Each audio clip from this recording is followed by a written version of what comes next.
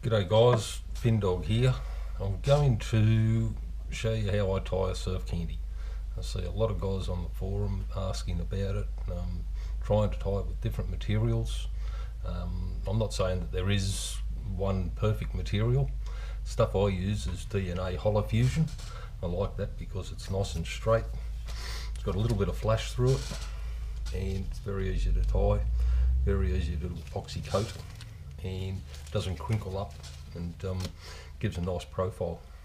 Alright, surf candy fly. Tied to imitate a baitfish, small baitfish, anything 2, 3, 4 inches long probably at the most. I tie them on up to a 2.0, anything bigger than that I think you end up with a bit too much resin and they're just a bit too big and clunky. I think there's much better pelagic flies in anything bigger than a 2.0. I tie them down to probably about a number 4. That's a number 2 I think, in just in white with red eyes. Just depends on the bait size. You know, if you're fishing with tiny little white bait, I'll go down to a size 6 or a size 4. It might be a fly that's only inch and a half long, tiny little, tied very sparsely, just with a couple of eyes. It's really just an eye fly. It hasn't got hardly any colour. I tie these in blue, green, pink.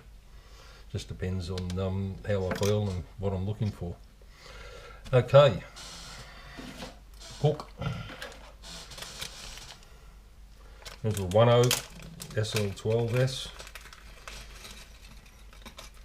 That's a pretty good hook. I quite like the shape of the SL12s. I think they're a nice hook for candies. I think they tie, they're just about the right length. When you put the hook in, make sure that shank is level. If you put it in like that and you try and epoxy coat it, all the epoxy is going to run down to that end and vice versa. So just make sure it's nice and level and you'll end up with a good tie. And once you put that epoxy on there, you don't have to worry about it running all over the place. So I'll tie one in pink with a bit of white underneath today. That pink that I've got is the hollow fusion in the colour called Coral, which is it's an orangey pink, very hard to get in Australia. This stuff I've had to buy in from the US. I bought some on eBay from over there. Now you want to tie these things fairly sparsely, so a lot of guys using way too much material. That's all I'm using. I use that doubled over on the bottom, so you know that's only about as thick as a match, I would say. Some guys cut that and taper it and pull it out at each end to taper it. I used to do that. These days I'll just put that in and I'll trim it up when I'm finished. So I'll just lay that on one side. A couple of wraps on there.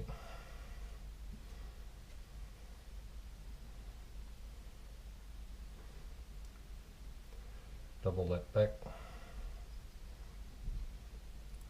Couple of wraps on there. Don't crowd the hook eye. Don't push it right up to the front of the hook eye.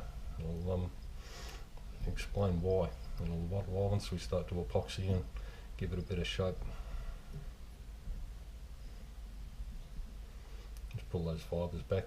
You'll see. You'll get the idea of what it needs to look like. Don't put them down too far because you'll end up crowding that hook point and minimising the gape of the hooks. So I'll pull them down to about there or up a little bit. Flip over. About the same amount of pink on top. As I say, you don't need much. It's really only just 2 match thicknesses doubled over. There's not a lot of material there. You end up putting too much on there, you'll just end up with it too thick, too big, too bulky. Doesn't look like a baitfish profile, and you'll have a lot of trouble when you get around trying to epoxy it.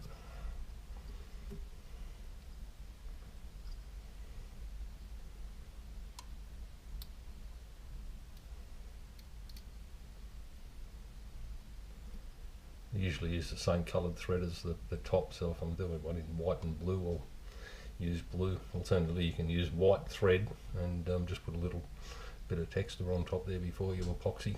Same as you can put a couple of little bit of red behind the gills. So that's it. That's all the material that goes onto that fly. Not a lot. You want to tie it nice and thin and sparse. Now, as you can see, I've got a little bit of a taper towards the front. I think that gives it a better shape in the head. It sort of tapers it in a little bit slowly rather than like a big lump and big round bulbous head. I think the tapered front looks much better.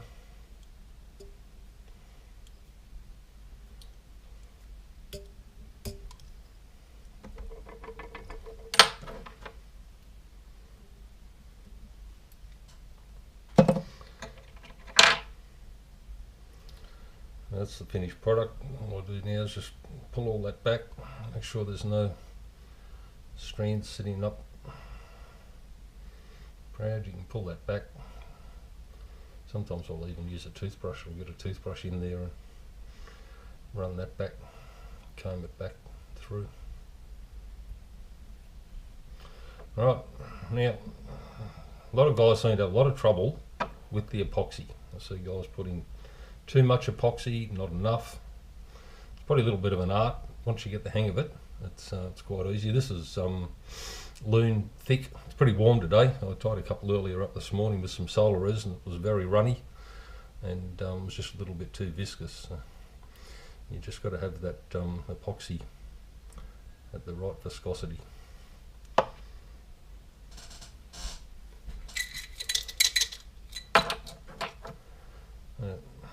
So that's all I do is just start with that. This is only really just to get the shape. This isn't the finished fly.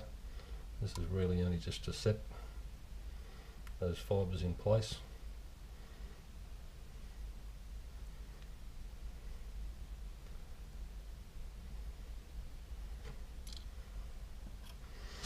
Pull that back.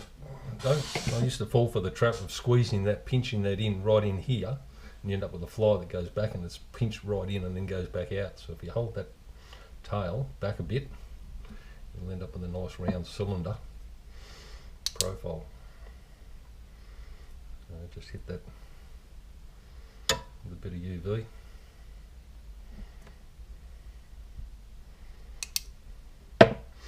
That's virtually your finished profile there.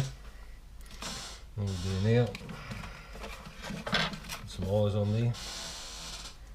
I like the red eyes, green eyes or yellow. I know a lot of guys prefer those colours. I don't know whether the fish prefer them or not. I do like the red eye. I think it sets the fly off. I don't know whether it's a trigger or not.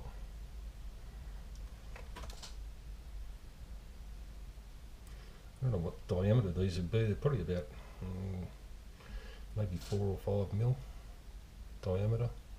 These are a flat eye. If you're going to tie surf candies, you want to keep them nice and flat and thin. So don't use prism eyes or the 3D holographic eyes. Put those eyes in place. Put them back a little bit. Don't put them right up to the front. I know some baitfish have got their eyes right at the very front, but it just doesn't give the fly a good look. I think it looks better with the tapered head at the front and the eyes back a little bit. Just put a little bit of epoxy in there just to hold those eyes in place.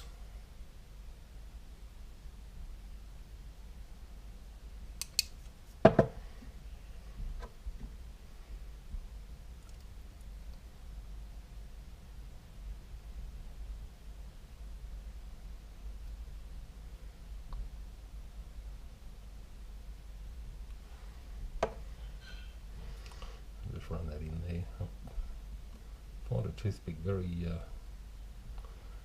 handy for tying these because you can move that UV around as well. Once we've got that finished coat on there, you can move the UV around with the toothpick.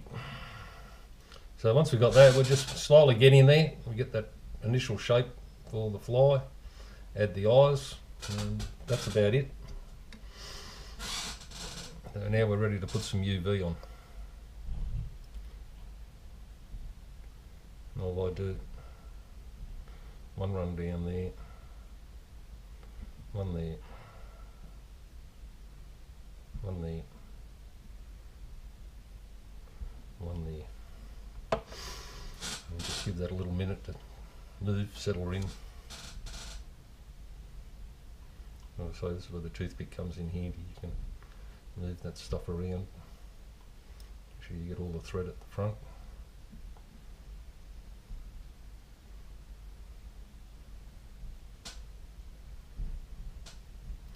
Take that UV back a little bit, just the hook bend or a little bit past. If you don't, you'll end up, you run these short. When you're casting and fishing with them, you'll end up getting a bit of thread wrapped around the hook bend. It's a pain in the arse trying to untangle it, especially when you've got a school of tuna busting up in front of you. The last thing you want to be doing is having to untangle flies. You want to know that every time you put that fly in the water, it's ready to go.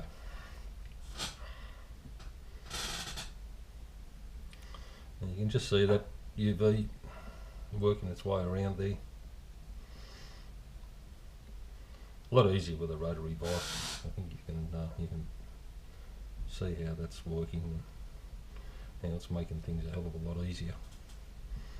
And just turn that round.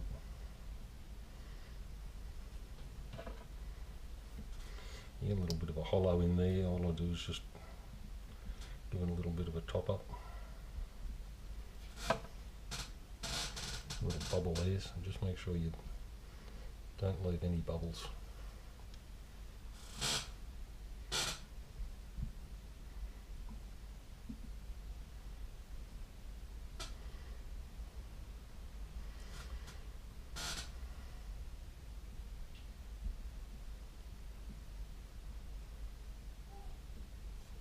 That's not looking too bad. I'll just turn that for a couple of seconds, make sure it's all evened out, and hit it with the UV.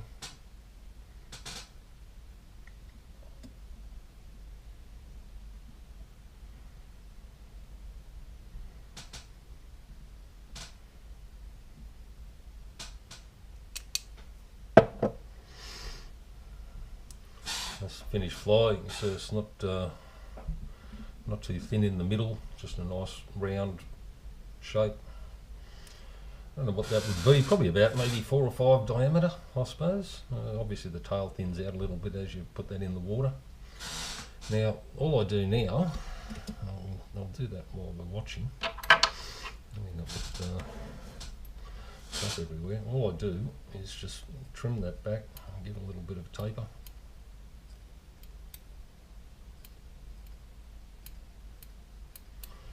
Nothing worse than one of these things that just comes off and is just flat at the end. And I think you really need a little bit of taper. If it's only just for yourself, it makes it look a lot better, a lot neater, a lot more professional. So that's it. That UV's still a little bit sicky, so I'll drop that back in the vise and give it a little bit of Sally Hansen's diamond coat.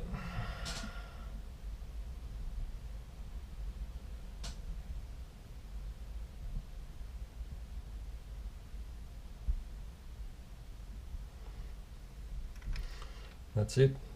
1/0 surf candy. Same technique, doesn't matter whether you're tying that in a 4, 2, 2/0. Same, maybe a little bit less material on the number 2 or a number 4, maybe a tiny little bit more on a 2/0. But that's it. You know, there's an endless array of colours in that hollow fusion. I would suggest that you have a look around and get that hollow fusion. I don't think it's all that easy to find these days. But find that or something similar. I don't like crystal flash. I find that's a little bit kinkly and crinkly in there. I don't like the look of that. But that hollow fusion, I think that's a great material for surf candies. That's about all I use these days. Alright, well I hope that's helped someone. Yeah, that should give you a bit of an idea of how I time. Thank you.